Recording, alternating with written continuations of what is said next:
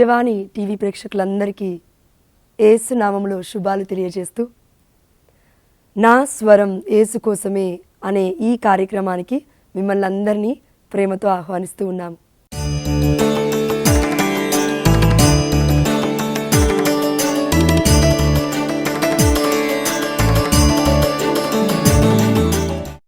ఈరోజు మన కనతలైన కథోలిక శ్రీ సభ ఇంకొన్ని రోజులలో జరుపుకోబోతున్న అతి పవిత్రమైన పరిశుద్ధమైన పండుగ గురించి పరిశుద్ధాత్మదేవుడు మనతో మాట్లాడబోతున్నాడు.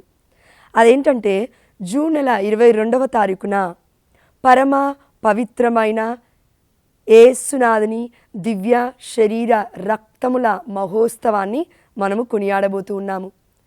అయితే ఈ పండుగ మనం ఎప్పటి నుంచి కొనియాడుతున్నాము అని అంటే మొట్టమొదటిగా 12వ శతాబ్దంలో 1246వ సంవత్సరంలో రాబర్ట్ అనే బిషప్ గారు ఈ పండుగను ప్రపంచవ్యాప్తంగా కొనియాడమని ప్రకటించినారు. దాని తర్వాత 4వ పోప్ అయిన అర్బన్ గారు 1264వ సంవత్సరంలో ఇదిగో ఈ యొక్క ప్రపంచం మొత్తము కూడా చాలా సేక్రెడ్గా దివ్యమైనదిగా కొనియాడాలి అని ప్రకటించారు. అందుకే మనము 22 జూన్ నెల యేసునాథుని పరమ పవిత్రమైన దివ్య శరీర రక్తముల పండగ మహోత్సవాన్ని కొనియాడుతూ ఉన్నాము. ఇంత గొప్ప రోజున మనం అందరం గుర్తు చేసుకోవాల్సింది ఏంటంటే యేసునాథుని యొక్క దివ్యమైన శరీరము, దివ్యమైన రక్తము అసలు ఈ లోకంలోకి ఎందుకు వచ్చింది?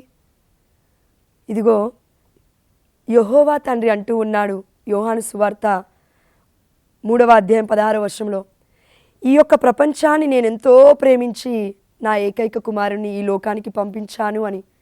ప్రేమకి ప్రతిరూపమే ఆ యెహోవా తండ్రి యొక్క పుత్రుడు. అందుకే ఈ లోకానికి వచ్చాడు. మన కన్నతలైన కథోలిక శ్రీ సభ గత 2000 సంవత్సరాల నుండి మనకు అందిస్తున్న బోధనలన్నీ కూడా యేసుప్రభుల వారు శిష్యుల పక్కనే ఉండి చెప్పి ఉన్నవే. వాటిని అనుసరిస్తున్న మనమందరము కూడా ఇప్పుడు యేసుప్రభుల వారు మన కళ్ళ ముందు లేరు, ఆనాడు శిష్యులతో ఉన్నట్లుగా. కానీ మొదటి యోహాను 1వ అధ్యాయం 1వ వచనంలో మనం చూసాము, ఇదిగో మేము యేసుప్రభుల వారిని పట్టుకున్నాము, ముట్టుకున్నాము, స్పృశించాము, ఆ దేవాతి దేవుడి యొక్క దర్శన భాగ్యాన్ని మేము పొందుకున్నాము. అయితే యేసుప్రభుల వారు ఏమన్నారంటే, చూడక నన్ను విశ్వసించువారు ధన్యులు తోమాతో అంటున్నాడు. ఎందుకంటే చూడకుండా ఈ ప్రపంచం విశ్వసించాలంటే చాలా కష్టమైన పని. ఈ యొక్క మానవ జీవితంలో మనం ఒక వ్యక్తిని 2-3 సార్లు చూసినప్పుడు కూడా 4వసారి మనల్ని కలిసినప్పుడు మర్చిపోతుంటాము. అలాంటిది కనబడని ఆ దేవాతి దేవుడు యేసుప్రభుల వారు గత 2000 సంవత్సరాల నుండి మన కళ్ళ ముందు కొనియాడబడాలి, మన కళ్ళ ముందు కనపడకపోయినా కూడా నమ్మాలి, విశ్వసించాలి అంటే ఇది మానవాళికి అతి కష్టమైన పని అని భవిష్యత్తు గురించి ఆ దేవాది దేవుడికి తెలుసు. అందుకే ఈరోజు ఈ పండుగ ద్వారా మనతో దేవుడు ఏమని మాట్లాడుతున్నాడంటే, నేను ఈ లోకానికి వచ్చాను, మీ అందరి కొరకు నా రక్తాన్ని చిందించాను. అయితే ఆ రక్త ప్రోక్షణకి కావాల్సిన దేహముతో ఈ లోకానికి నేను దిగి వచ్చాను నా తల్లి గర్భము ద్వారా అని మరియ తల్లి మధ్యస్థ ప్రార్థన మరొక్కసారి మన మెస్సయ్య మనకి పరిచయం చేస్తున్నాడు. పరిశుద్ధమైన గ్రంథములో యోహాను సువార్త 6వ అధ్యాయము 48వ వచనం ఒకసారి చూడండి. జీవాహారమును నేనే, జీవ ఆహారమును నేనే. ఈ లోకమంతయు కూడా చనిపోతుంది, ఈ లోకమంతా కూడా నిట్టూర్పు విడుస్తుంది, ఈ ప్రపంచం మొత్తము కూడా ఇదిగో ఘోరమైన బాధలో ఉంది. ఎలాంటి ఆలోచన అంటే, భార్య అంటే భర్తకు పడట్లేదు, భర్త అంటే భార్యకు పడట్లేదు, పిల్లలంటే తల్లిదండ్రులంటే భయపడుతున్నారు, తల్లిదండ్రులు పిల్లలంటే భయపడుతున్నారు, ఎవరి ఒక్క మాట మీద కూడా నిలబడి జీవించట్లేరు. అంటే ప్రపంచం మొత్తము కూడా ఎలా ఉందంటే అంత్యకాల దినములా ఏంటి అనే పరిస్థితిలో కనబడుతూ ఉంది. ఈ సమయంలో ఆ దేవాతి దేవుడు ఏమంటున్నా అంటే, నీకు ధైర్యము కావాలి, నీకు ఓదార్పు కావాలి, నీకు ఆదరణ కావాలి. అయితే నువ్వు చేయాల్సింది ఏంటంటే జీవాన్ని పొందుకో, జీవాహారమును నేనే అని చెప్తున్నాడు మన దేవుడు. ఎందుకంటే అండి, మొన్నటి రోజున మనము 15వ తారీఖున జూన్ నెల పితాపుత్ర పరిశుద్ధాత్మ పండుగను కొనియాడి ఉన్నాం. దాని తర్వాత ఎమ్మటే ఈ యొక్క వారంలోనే మళ్ళీ మనము యేసునాథుని దివ్య శరీర రక్తాల పండుగను కొనియాడుతున్నాం. అంటే దైవత్వము, డివినిటీ అనేది యేసు ప్రభుల వారిలో ఉంది అని. తండ్రి కుమార పరిశుద్ధాత్మ ముగ్గురు వేరువేరైనప్పటికీ ఒకే స్వభావము, ఒకే మహిమ, ఒకే తేజస్సు, ఒకే మనస్తత్వం, ఒకే వ్యక్తిత్వం అని మన కన్నతల్లి అయిన కథోలిక శ్రీసభ మనకి ప్రకటించింది. ఈ పరమ రహస్యము ఎందులో దాగి ఉందంటే దేవుడి దేహములో, యేసు ప్రభుల వారిలో, దేవుడి రక్తములో ఇదిగో దాగి ఉంది. అందుకే మనం యోహాను సువార్త 1వ అధ్యాయము 14వ వచనంలో చూస్తున్నాము. ఆ దేవాతి దేవుడి దగ్గర నుంచి వచ్చిన ఏకైక మహిమ ఎవరు అంటే యేసు ప్రభుల వారు అని. కాబట్టి ఈ మహిమ ఈ మానవాళంతటికీ రక్షణ ఇవ్వడమే కాదు, రక్షించడానికే కాదు, ఇదిగో జీవము లేకుండా నిర్జీవం అయిపోతున్న మన జీవితాలని కాచి కాపాడడానికి జీవాహారమై ఈ లోకానికి వచ్చాడు. అందుకే యేసు ప్రభుల వారు ఒక గొప్ప మాట అన్నారండి. ఇదిగో ఆనాడు ఇజ్రాయేల్ ప్రజలు మన్నాని భుజించి కూడా చనిపోయారు. కానీ ఈ యొక్క జీవాహారము, పరలోకం నుండి వచ్చిన ఈ జీవాహారము నేను నాకుగా మీకు ఇస్తున్నాను, కాబట్టి మీరు మరణించిన జీవవంతులే అని దేవుడి యొక్క వాక్యము సెలవిస్తుంది. ఇదే యోహాను సువార్త 6వ అధ్యాయం మొత్తము మనం ధ్యానిస్తే.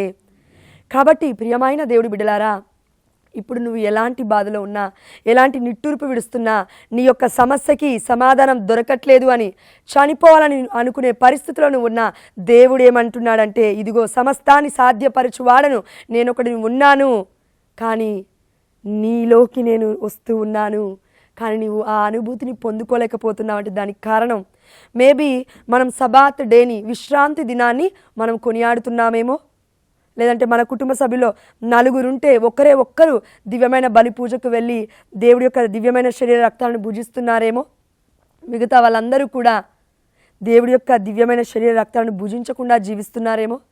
దేవుడికి స్థానం ఇవ్వనప్పుడు, దేవుణ్ణి లోకొనప్పుడు సాతాను వచ్చి నివసిస్తాడు. దేవుడికి స్థానం ఇవ్వకపోతే సాతానికి స్థానం ఇచ్చిన వారం అవుతాము. లిటరలీ చూడండి, మనం మంచి చేయడం మానేసాము అంటే చెడు చేస్తున్నామని కాకపోవచ్చు, కానీ చెడు చేయడానికి దారులు తెరవబడతాయి. అందుకే మంచిని చేయడానికి మనం ప్రయత్నిద్దాము. ఆ మంచి ఏంటి? ఇదిగో ఆ దేవాతి దేవుడు మనకిచ్చాడు. ఏమని అంటే నా దివ్యమైన శరీరాన్ని రక్తాన్ని భుజించి పానము చేయువాడు నిత్యరాజ్యానికి ఇదిగో పాత్రుడవుతాడు అని. చూడండి, పరలోక రాజ్యంలోకి వచ్చిన తర్వాత మీరు ఆనందాన్ని అనుభవించండి, మీరు శాంతి సమాధానంతో ఉండండి అని దేవుడు చెప్పట్లేడండి. ఆటోమేటిక్గా మన అందరికీ పరలోక రాజ్యంలోకి వెళ్ళిన తర్వాత అది ఉంటుంది. కానీ ఈ లోకంలో ఉన్నప్పుడే కదా యేసు ప్రభువు వారు పరలోక ప్రార్థన శిష్యులకి నేర్పించింది. పరలోక ప్రార్థన మనం ఎందుకు చేయాలంటే ఆ పరలోక నాదుని మనం ఏమని పిలుస్తున్నామంటే అబ్బా తండ్రి అని. మన ప్రతి బాధలో కూడా మనం గుర్తుపెట్టుకోవాలి ప్రార్థన. అప్పుడు ఏమంటున్నామంటే పరలోకములో నీ చిత్తము జరిగినట్లు ఈ భూలోకములో నెరవేరునుగా. కానీ దేవుడి చిత్తము పరలోక రాజ్యంలో ఏముంటుంది? అందరూ జీవజల నదుల్ని తాగాలి, జీవవృక్ష ఫలాలను తినాలి, అదేవిధంగా శాంతితో సమాధానంతో ఆనందంతో ఆరోగ్యంతో వర్ధిల్లాలి. పరలోక రాజ్యంలో ఏడిపే ఉండదంట, నిత్య అగ్నిలో ఉంటుంది ఎల్లకాలము. కానీ మరి అదే పరలోక రాజ్యము మన కుటుంబంలోకి ఉండాలి అంటే, మన జీవితంలో ఉండాలి అంటే, ఈ యొక్క భూలోకంలో మనం ఆ యొక్క శాంతిని సమాధానాన్ని పరలోక రాజ్యాన్ని అనుభవించాలి అంటే పరలోకములో ఉన్న ఆ యొక్క జీవనాదుని మనము జీవాహారముగా భుజించి పానము చేయాలి. అందుకే మనము మొదటి కొరింథీ 11వ అధ్యాయంలో మనం చూసినామండి. ఆ దేవాది దేవుడు ఏమంటున్నాడంటే ఇదిగో మీతో ఉండగానే శిష్యులతో చెప్తున్నారు, అంటే మనతో చెప్తున్నారు, నేను మీతో ఉన్నప్పుడే చెప్తున్నాను ఈ విషయాలు. అదేంటంటే ఎవరైతే నా శరీరాన్ని రక్తాన్ని భుజించి పానము చేస్తాడో వాడు ఎప్పటికైనా జీవవంతుడే. అందుకే హెచ్కేలు గ్రంథం 37వ అధ్యాయం మనం చూసాము. అక్కడ హెచ్కేలు ప్రవర్తని దేవుడు ఆ లోయలో తీసుకువెళ్ళి చెప్తూ ఉన్నాడు, ఇదిగో ఈ యొక్క ఎముకలతో నీవు ప్రవచనము చెప్పుము అని. ఎముకలు అంటే ఏంటంటే నిర్జీవంగా ఉన్నవి. మనమందరము కూడా ఈ రోజులో నిర్జీవంగా జీవిస్తున్నాం. శాంతి లేదు, సమాధానం లేదు, మాట్లాడితే కోపము, ఎవరైనా ఏదైనా మంచి చెప్పబోతుంటే నువ్వేంటి నాకు చెప్పేది అని ఎదురు తిరగడాలు, ఒక అధికారానికి లోబడము, ఒక ఒక తల్లిదండ్రులకి మనము లోబడము, గౌరవం అనేదే లేదండి ఈ ప్రపంచంలో. రోజు రోజుకి తగ్గిపోతుంది. రోజు రోజుకి శ్రమలు ఎక్కువ అవుతున్నాయి. అయినప్పటికీ భయపడాల్సిన అవసరం లేదు. ఎందుకంటే ఆల్రెడీ వాక్యం సెలవిస్తుంది. దేవుడు చెప్పాడు ఏమని, నాకు వాక్యం ఎక్కడుందో గుర్తులేదు కానండి, ఓవరాల్గా చెప్తున్నాను. సువార్తలలో దేవుడు అంటున్నాడు, ఈ లోకాన్ని నేను జయించాను, ఎన్నో కష్టాలు పడ్డాను, ఎన్నో శ్రమలు. యేసుప్రభుల వారి దగ్గర పాపమే లేదు, పాపమే అంటలేదు. అమ్మ మరియ తల్లి గర్భం నుండి వచ్చినప్పటికీ ఆ యెహోవా తండ్రి అమ్మని మరియ తల్లిని ముద్దు బిడ్డగా ఎన్నుకొని ఈ లోకంలోకి పంపించి పరిశుద్ధమైన ఆ తల్లి జీవితానికి ముగ్ధుడైపోయిన పరిశుద్ధాత్మ దేవుడు అమ్మ మరియ తల్లిని ప్రియురాలిగా ఎన్నుకొని ఇదిగో ఆ దేవాతి దేవుడైన యేసుప్రభుల వారికి జన్మనిచ్చేలాగున ఈ ప్రపంచానికి తల్లి పరిచయం చేసింది. అందుకే జాన్ పాల్ II గారు ఇలా అంటూ ఉన్నారు, పునీత పోపు గారు ఏమని అంటే, ఇదిగో రెండవ ఆదాము రెండవ ఏవ అయిన అమ్మ మరియ తల్లి యేసుప్రభుల వారి ద్వారా ఈ లోకానికి ఈ ప్రపంచానికి రక్షణ వచ్చింది, పాప విమోచన కలిగింది అని. రక్తము లేకుండా, రక్త ప్రోక్షణ లేకుండా ఏ ఒక్క బలి కూడా జరగదు, ఏ బలి కూడా స్వీకరించబడదు. ఆ యొక్క బలికి ఇదిగో పాపాన్ని పరిహరించే శక్తి ఉంది. అది ఒకే ఒక బలి. ఇది మానవాళి బలి కాదండి, ఇది ఆ దేవాతి దేవుడి యొక్క మహిమ నుంచి వచ్చిన బలి. ఇదిగో మనుష్య కుమారుడైన యేసుప్రభుల వారు పరిపూర్ణముగా మానవుడిగా నీ కోసం నా కోసం మన యొక్క దేహాలతో పాటు చేసిన తప్పులను పాపాలను, మన రక్తములో ఇమిడి ఉన్న ప్రతి పాపపు వంచనను ఇదిగో అణగారిపోవడానికి, ఆ యొక్క సాతాను క్రియలను తొక్కివేయడానికి ఆ దేవాతి దేవుడు ఈ లోకానికి దిగి వచ్చాడు. ఒకవేళ ఆత్మయ్య వచ్చాడనుకోండి, మనం ఆత్మ ద్వారా చేస్తున్నామా తప్పులు కొన్ని, కానీ ఆత్మ, మన ఆత్మ అండి, పరిశుద్ధాత్మ గురించి నేను మాట్లాడలేను, మన ఆత్మ ప్రేరేపించింది, మన మనసు ప్రేరేపించింది, మన హృదయ వాంఛలను మనం ఎలా తీర్చుకుంటున్నామంటే ఈ శరీరం అనే ఆయుధం ద్వారా. మరి ఈ శరీరానికి ఒక రక్షణ కావాలి కదా, ఈ శరీరానికి కూడా విమోచన కావాలి కదా పాపం చేసినప్పుడు. మరి అందుకే దేహము దిగిరాలేదు, దివ్యమైన దేహం వచ్చింది. మన దేహాలకి దేవుడి దేహానికి చాలా తారతమ్యం ఉంది, వ్యత్యాసం ఉంది. అందుకే ఇదిగో మొట్టమొదటి ఆది కాండంలో మనం చూసాము, ఏవ తప్పు చేయడం ద్వారా ఆదాముకి పాపం వచ్చిందట. ఇప్పుడు ఆదాము ఏమంటున్నా అంటే, ఇదిగో నువ్వు ఇచ్చావు చూడు ఆ స్త్రీ, ఆమె వల్ల నేను పాపం చేశాను. అప్పటి వరకు ఒక భార్యాభర్తలుగా మంచి సాంగ్ని వాళ్ళు పాడుకున్నారు. ఇదిగో ఆదాము ఏమంటున్నాడంటే, మొదటి ఆదాము, ఈమె నా ఎముకలో ఎముక, నా దేహములో దేహం అని ఒక పాట పాడుతున్నాడు. కానీ దాని తర్వాత ఏమన్నాడంటే, నువ్వు ఇచ్చావు చూడు స్త్రీ, ఆమె ఈ పాపం చేసింది, ఇప్పుడు నేను కూడా పాపం చేస్తున్నాను. దేవుని దూషిస్తున్నాడు, దేవుని ప్రశ్నిస్తున్నాడు, నువ్వే చేశావు అని అంటున్నాడు. ఇప్పుడు దేవాతి దేవుని ఆదాము గారు, మొదటి ఆదాము. మనము కూడా అలానే ఉన్నాం ఈ రోజులలో. దేవుడు ఎన్నిస్తున్నప్పటికీ భార్యనిచ్చినా తిట్టుకుంటావు, భర్తనిచ్చినా తిట్టుకుంటావు, బిడ్డలనిచ్చినా తిట్టుకుంటావు. దేవుడు ఏదో కొంచెం శ్రమను కలుగజేసినా కూడా సాతాను ప్రభావం వలన, మనం చేసిన పాపపు క్రియల వలన మనకి ఆ యొక్క శ్రమలు వచ్చినప్పుడు కూడా నువ్వే చేస్తావని దేవుడిని అంటావే. అందుకే దేవుడు అంటున్నాడు, అమ్మా నేను ఆల్రెడీ నీ పాపం కోసం, నా పాపం కోసం దేవుడు ఈ ప్రపంచ మానవాళ్ళంతటి కోసము కూడా పాప పరిహార బలిని ఒక్కసారిగా త్యాగ బలిని ఇచ్చేశాడు. కానీ ఎందుకు మరి మనకి ఇంకా విడుదల జరగట్లేదు, విమోచన కలగట్లేదు, చెరసాలలో బంధింపబడినట్లుగా ఎందుకు మన బ్రతుకులు ఇలా ఉన్నాయి, పాపములో మగ్గిపోతున్నాయంటే ఆ దివ్యమైన దేహాన్ని, ఆ దివ్యమైన రక్తాన్ని ఇదిగో నీవు నేను కూడా యోగ్యముగా పానము చేయకపోవడమే, భుజించకపోవడమే ప్రియమైన బిడ్డ. అందుకే మనకి వాక్యం సెలవిస్తుందండి, 1 కొరింథీ 11వ అధ్యాయము 27వ వచనం చూడండి. కనుక అయోగ్యముగా ప్రభు రొట్టెను ఎవడైనా తినినను లేక ఆయన పాత్ర నుండి త్రాగినను అతడు ప్రభు శరీరమునకు రక్తమునకు వ్యతిరేకముగా పాపము చేయుచున్నాడు.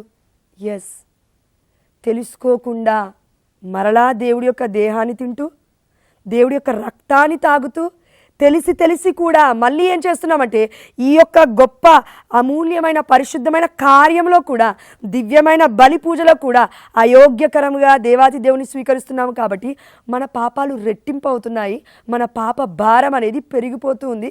ఇదిగో మనం మోయలేకపోతున్నాము. ఎంత ఘోరంగా ఉందంటే మన పాప భారము. ఇప్పుడు వీక్షిస్తున్న మనమందరము కూడా ఏమనుకుంటున్నామంటే, నేను పాపం చేశానా, మొన్నటి రోజున పాప సంకీర్తన తీశాను, ఇంకెక్కడుంది పాపం అనుకుంటూ ఉంటాము. కానీ మనలో ఆల్రెడీ పాపం దాగి ఉంది. ఎక్కడా? ఇదిగో సామెతల గ్రంథము 18వ అధ్యాయము 21వ వచనం ఒకసారి చూడండి. సామెతల గ్రంథం 18వ అధ్యాయం 21వ వచనము. జీవాహారము యేసుప్రభువు. అవునా? అయితే ఈ జీవాన్ని పొందుకున్న ఈ జీవాన్ని మనం ఎలా పోగొట్టుకుంటున్నామో దేవుడు చెప్తున్నాడండి. సామెతల గ్రంథము 18వ అధ్యాయం 21వ వచనము. జీవము మరణము కూడా నాలుక ఆధీనములో ఉన్నవి, నరుడు దాని నెట్లు వాడుకునునో అట్టి ఫలితమునే బడేను. ఇప్పుడు నీవును నేనును ఒక ఫలితాన్ని అనుభవిస్తున్నాము. పాప ఫలితము, పాప భారము. ఎన్నో మాటలు తల్లిదండ్రుల్ని అనడము, కట్టుకున్న భార్యను, కట్టుకున్న భర్తను, పుట్టిన పిల్లల్ని, పసి కందుల్ని ఏదో ఒక విధంగా బాధ పెట్టడం. అదేవిధంగా మన ఈ నోరులో దేవుడు ఏం పెట్టాడంటే, ఈ నాలుకలో జీవాన్ని మరణాన్ని పెట్టాడంట. ఎందుకంటే ఈ దేహం మనది కాదు, ఈ యొక్క రక్తము మనది కాదు, ఆ దేవాతి దేవుడే అన్నిటినీ మనకి ఇచ్చాడు. ఇప్పుడు మనం దేవుడి మీదకి తిరగబడుతూ అంటూ ఉన్నాము, అసలు నా నోటిలో జీవము లేదు, నా దేహంలో ఏమంటారండి, అది ఒక ఏ మహిమ లేదు, ఆ దేవాతి దేవుడు ఎందుకు పుట్టించాడో నాకే తెలియదని నిన్ను నీవు శపించుకుంటున్నావు ప్రియమైన బిడ్డ. అందుకే దేవుడు అంటున్నాడు, జీవన్ మరణమును ఆల్రెడీ నీ నాలుకలో పెట్టాను. అందుకే ఆదికాండం మొత్తం మనం చదివితే అండి, ఆ దేవాతి దేవుడు ఏమనంటే, ఇదిగో మానవుడా, ఈ ప్రపంచం మొత్తము కూడా నేను సృష్టించాను, అయితే ఇప్పుడు నీకు ఈ అధికారాన్ని నేను ఇస్తున్నాను. ప్రపంచంలో నువ్వెక్కడ తిరిగినా కూడా నువ్వు ఏది పలికినా అది జరుగుతుంది. ఎందుకంటే ఎన్నో ఆ యొక్క మృగాలు, ఎన్నో జీవజల రాశులు, ఎన్నో పక్షులు, ఈ ప్రపంచం మొత్తం కూడా దేవుడి మాటకి లోబడుతుంది. పరిశుద్ధమైన గ్రంథంలో కూడా తిమింగలాలు కూడా దేవుడి యొక్క మాటను వింటున్నాయి. ఇదిగో సింహపు బోనులో ఉన్న దానియేలును కాపాడేటప్పుడు సింహపు నోలను కూడా దేవుడు మూసేశాడు. కానీ ఈ మనుషుల నోర్లని మూయలేకపోతున్నాడు అని అనుకుంటున్నావా? లేదు, దేవుడు ఇచ్చాడు. ఆజ్ఞలకి మనం లోబడకపోవడమే దేవుణ్ణి మనం ధిక్కరించినట్లు. అందుకే జీవన్ మరణమును ఎలా కోల్పోతున్నావు, జీవాన్ని ఎలా కోల్పోతున్నావు, మరణాన్ని ఎలా ఆహ్వానిస్తున్నామంటే నా నాలుక ద్వారా. ఒక్కటే మాట, ఎందుకు బ్రతుకుతున్నావు? చచ్చిపోవచ్చు కదా, భర్తను అంటావు, లేదంటే నువ్వు భార్యను అంటావు, లేదంటే పిల్లల్ని అంటావు. చాలామంది పిల్లలు లేరు కదా అని బాధపడుతున్నారు. నేను కూడా అంతే అండి. నేను నా భర్త పెళ్ళైన 8 నుండి 9 సంవత్సరాల వరకు ఇప్పటి వరకు పిల్లలు లేరు. అయ్యా నీ చిత్తమైతే పిల్లల్ని ఇవ్వయ్యా అని ప్రార్థిస్తున్నామే. మరి నీకు బిడ్డలున్నారు కదా, దూషిస్తున్నావు, శపిస్తున్నావు.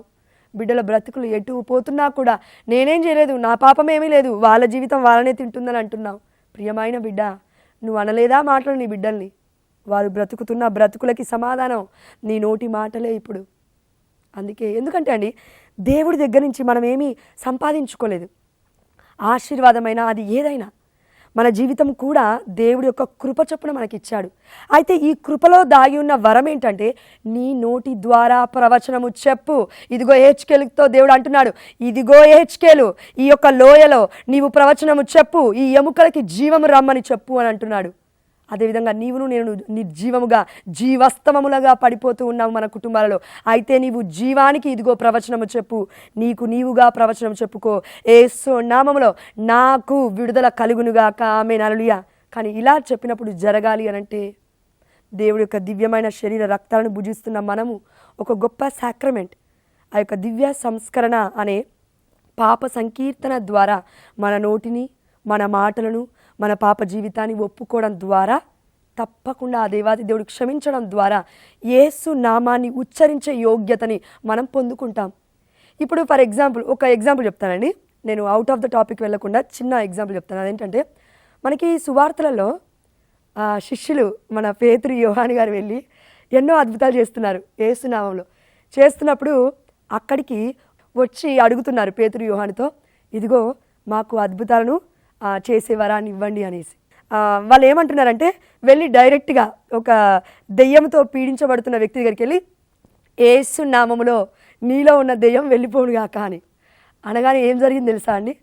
ఆ కుమారుల మీద ఆ సాతాను పడి, అతనిలో ఉన్న సాతాను వీళ్ళ మీద పడి బట్టలన్నీ ఊడిపోయి తరుముతూనే ఉంటుందంట ఆ సాతాను. అంత భయంకరంగా ఉంది సిచ్యువేషన్. యేసునామాన్ని ఎవరం పడితే అలా ఊరికే ఉచ్చరిస్తానంటే అయోగ్యకరం. అది మన నోరు, మన నాలుక కరెక్ట్గా ఉండాలి. మనం ఏం మాట్లాడుతున్నాం, ఏం వింటున్నాం, ఏమి ఉచ్చరిస్తున్నాం, పదే పదే ఏం పలుకుతున్నాం. అందుకే అండి దేవుడు ప్రవక్తలని ఎన్నుకున్న తర్వాత వారి యొక్క జీవిత విధానాన్ని మొత్తము చూసిన తర్వాత వారిని కూడా కష్టాల పాలు చేయడానికి ఆ యొక్క సాతాను చేస్తాడు ప్రయత్నాలు. కానీ దేవుడు ఎందుకు అలో చేస్తాడంటే నా బిడ్డలకి నేను పడ్డ శ్రమలు తెలిసినప్పుడు వారి నోటి మాటలు కట్టబడతాయి.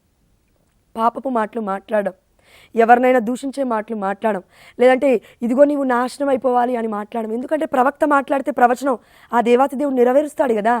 అందుకని చెప్తాడు శ్రమల ద్వారా నీవు నీ నోటిని అదుపులో పెట్టుకొని. మనలో చాలామంది దేవుడి బోధకులు అయి ఉంటే ఒకవేళ ఆ దేవాతి దేవుడికి తెలుసు, అదేవిధంగా వింటున్న మీకు ఈ యొక్క వాక్యాన్ని వింటున్న మీకు కూడా తెలుసు. నోరు అదుపులో పెట్టుకోవడం ఎంత కష్టం అంటే చాలా కష్టమైన పని. అందుకే సామెతల గ్రంథం 18:21 జీవము మరణము కూడా నాలుక ఆధీనంలో ఉన్నవి, నరుడు దానినెట్లు వాడుకొనునో దాని ఫలితమునే బడయును. కాబట్టి పాపము చేశావా, పాపము యొక్క వేతనము నీ మీద నా మీద ఉంది. అయితే ఇప్పుడు ఆ పాపానికి బలవమని దేవుడు కోరుకోవట్లేడు, కానీ బలికి ఒక గొప్ప యోగ్యత ఉంది. ఆ యోగ్యతను స్వీకరించి దేవుడి యొక్క దివ్యమైన శరీర రక్తాలను దేవుడే అని విశ్వసించి మనము లోకొనడం ద్వారా మనం నాలుకతోటే కదండి యాజకుల దగ్గరికి వెళ్ళి, కన్నతల్లి అయిన కథోలిక శ్రీ సభ దగ్గరికి వెళ్ళి దివ్యమైన బలిపీఠం ముందు దివ్యమైన బలి పూజలో యోగ్యకరంగా తీసుకుంటున్నాం. నాలుక మీదికి నాలుక పరిశుద్ధపరచబడాలి అని ప్రార్థించు, నోరు పరిశుద్ధపరపబడాలి అని ప్రార్థించు. ప్రతి ప్రార్థనకి పరిశుద్ధమైన గ్రంథము ఒక సమాధానం. ప్రియమైన బిడ్డ, ఎలా ప్రార్థించాలో అర్థం కావట్లేదా? కీర్తనలు మొత్తం ఒకసారి చదువు. ఎందుకు చెప్పాను ఈ మాట అంటే, ఒకసారి కీర్తన గ్రంథంకి రండి.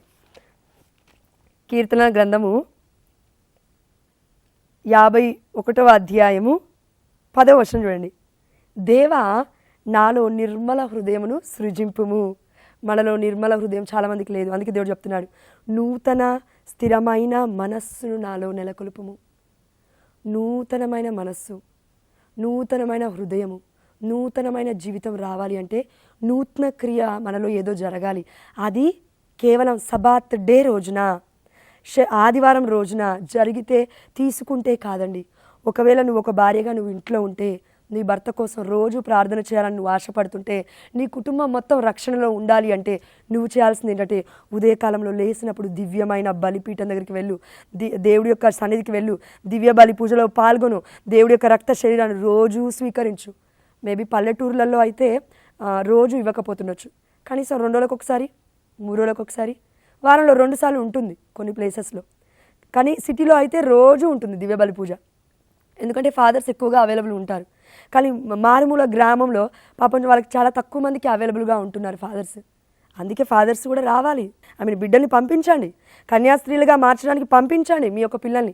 దావీదు గారు అంటున్నారు, అయ్యా నన్ను నీ సన్నిధి నుండి గెంటివేయకు, నీ పరిశుద్ధాత్మను నాలో నుండి తీసివేయకము, నీ రక్షణ ఆనందము నాకు మరలా దయచేయము.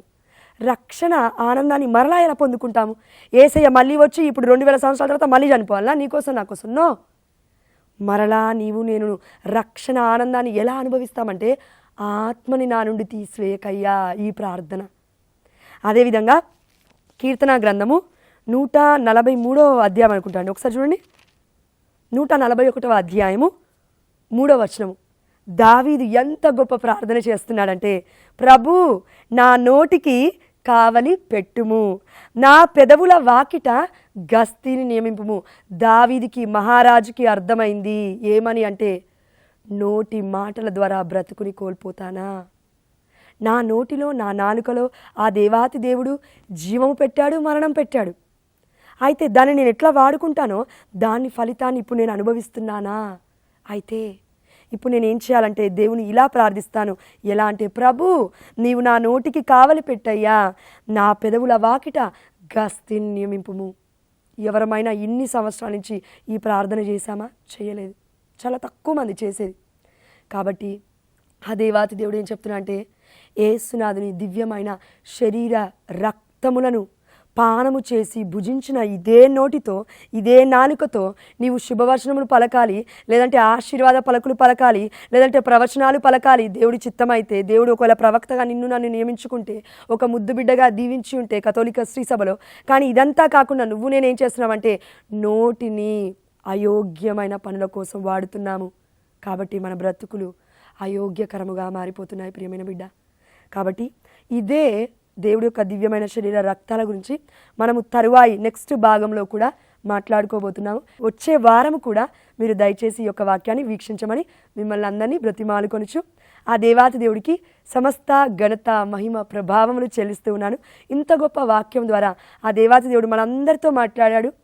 మన హృదయాలను ఇదిగో బలపరిచాడు, మన యొక్క జీవితాలను కదిలించాడు అని విశ్వసిస్తూ ఆ దేవాతి దేవుడి యొక్క కృపానుగ్రహము, అదేవిధంగా మరియ తల్లి మధ్యస్థ ప్రార్థన మనకును మన కుటుంబాలకు ఎల్లవేళలా తోడై ఉండునుగాక. ఆమేన్. హల్లెలూయా. మరొక్కసారి యేసునాథుని దివ్యమైన శరీర రక్త మహోత్సవ పండుగ శుభాకాంక్షలు మీ అందరికీ తెలియజేస్తూ ఉన్నాను.